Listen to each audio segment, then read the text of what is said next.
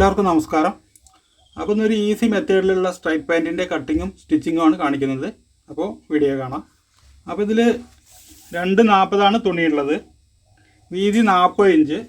ഇതിങ്ങനെ 4ആയിട്ട് മടക്കിയിട്ടിരിക്കുകയാണ്. അപ്പോൾ ഇവിടെ ഇതിൻ്റെ ഫോൾഡിങ് വരും.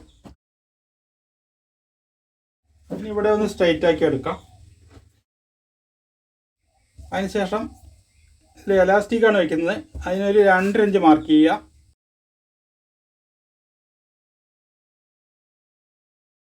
അപ്പോൾ ഈ 2 ഇഞ്ച് ഇതെന്തിനാണെന്നുള്ളത് തയ്ക്കുമ്പോൾ അത് പറയാം. ഇനി ഇതിൻ്റെ ഇറക്കം വേണ്ടത് 38 ഇഞ്ചാണ്. അത് ഇവിടെ നിന്ന് മാർക്ക് ചെയ്യുക.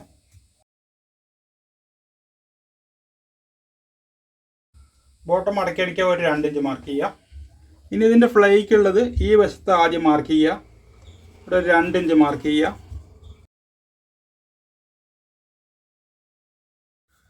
ഇനി നമുക്ക് ഇവിടെ നിന്ന് അങ്ങോട്ട് ഇതിൻ്റെ അരവണ്ണം മാർക്ക് ചെയ്യാം.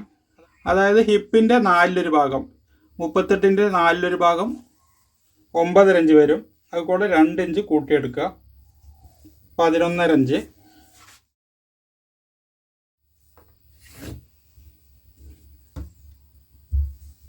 ഇനി താഴോട്ട് വന്നിട്ട് ഹിപ്പിൻ്റെ 4 ഭാഗം 9.5, അതുകൂടെ 3 ഇഞ്ച് കൂടുതൽ എടുക്കുക, 12 ഇഞ്ച് മാർക്ക് ചെയ്യുക.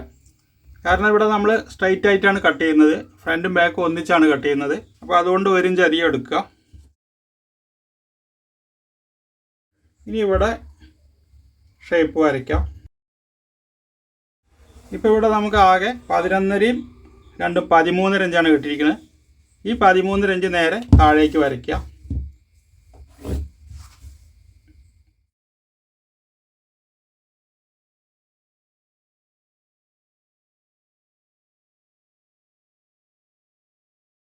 ഇനി ഇതിൻ്റെ ബോട്ടം റൗണ്ട് 12 ഇഞ്ചാണ്. അപ്പോൾ അതിൻ്റെ പകുതി 6 ഇഞ്ച് മാർക്ക് ചെയ്യുക. ഇവിടെ നമുക്ക് 1 ഇഞ്ച് തയ്യത്തുമ്പ് മാർക്ക് ചെയ്യുക. അങ്ങോട്ട് വന്നിട്ട് ഒരു 1/2 ഇഞ്ച് കൂടുതൽ മാർക്ക് ചെയ്താൽ മതി.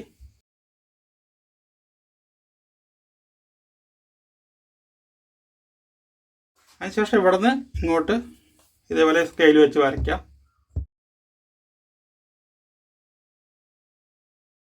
ഇനി നമുക്കിവിടെ ഇതിൽ തന്നെ പോക്കറ്റ് മാർക്ക് ചെയ്യാം. അപ്പോൾ ഇവിടെ നിന്ന് താഴേക്ക് ഒരു 2 ഇഞ്ച് മാർക്ക് ചെയ്യുക. അതിനുശേഷം ഒരു 6 ഇഞ്ച് ഓപ്പൺ മാർക്ക് ചെയ്യുക. അതിനുശേഷം നമുക്ക് പോക്കറ്റിൻ്റെ ഇറക്കം എത്രയാണോ വേണ്ടത് അത് മാർക്ക് ചെയ്യുക. ഇവിടെ നിന്ന് ഒരു 1/2 ഇഞ്ച് തയ്യത്തുമ്പ് ഇട്ടാൽ മതി. ഇവിടെ നമുക്ക് സ്ട്രെയിറ്റ് ആയിട്ട് മാർക്ക് ചെയ്യാം. ഇവിടെ ലൂസ് കുറവ് വരുന്നുണ്ട്. നമ്മൾ ഫ്രണ്ടും ബാക്കും ഒപ്പം വെട്ടുന്നതുകൊണ്ട് ഷേപ്പ് വെച്ച് കഴിഞ്ഞാൽ ചിലപ്പോൾ ലൂസ് കിട്ടില്ല. അപ്പോൾ നമുക്കിവിടെ സ്ട്രൈറ്റ് ആയിട്ട് മാർക്ക് ചെയ്യാം. ഇനി ഇത് കട്ട് ചെയ്തെടുക്കാം.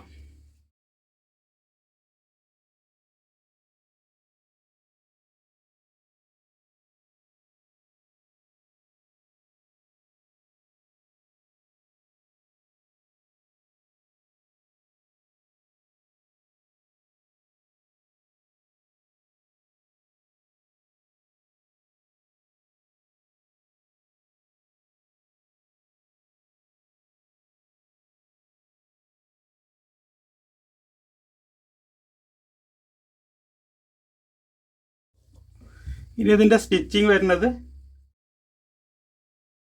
ഇവിടെ നിന്ന് ഇതുവരെ സ്റ്റിച്ചിങ് വരും. അതിനുശേഷം ഇവിടെ നിന്ന് ഇതുപോലെ തയ്ച്ചെടുക്കുക.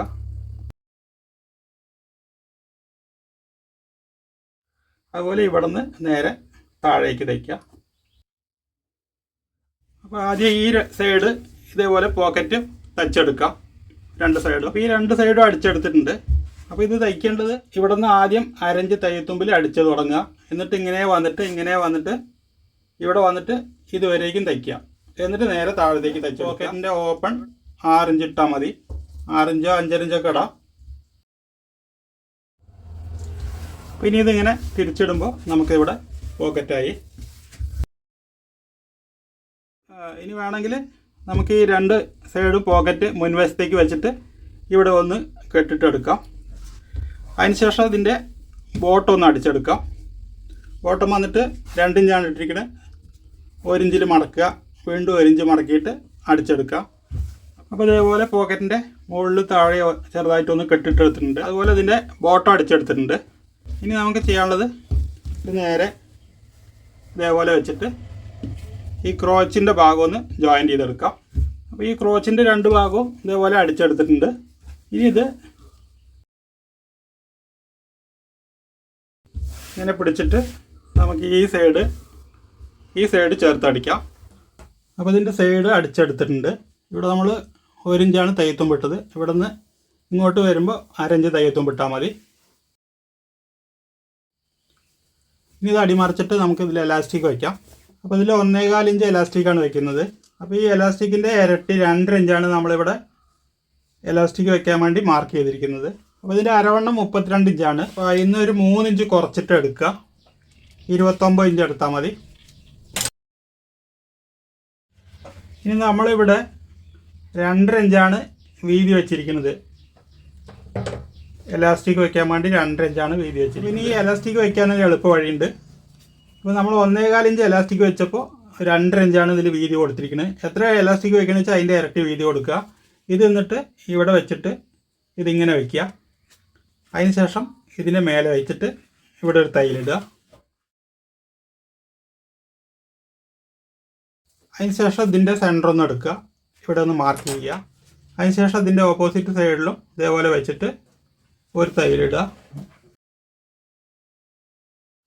അതിനുശേഷം ഇതിൻ്റെ സെൻറ്ററും വേണമെങ്കിൽ ഒന്ന് മാർക്ക് ചെയ്യാം.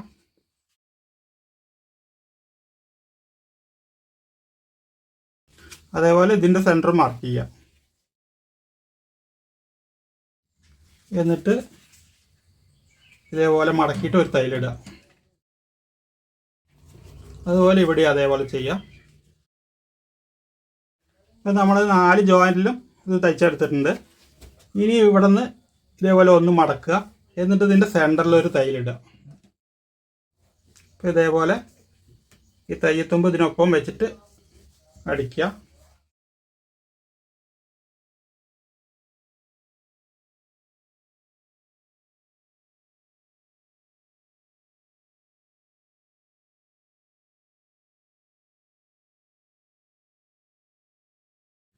ഇനി അതിന് ശേഷം ഈ ബോട്ടത്തിൽ കൂടെ ഒരു തയ്യലും കൂടി ഇടാം.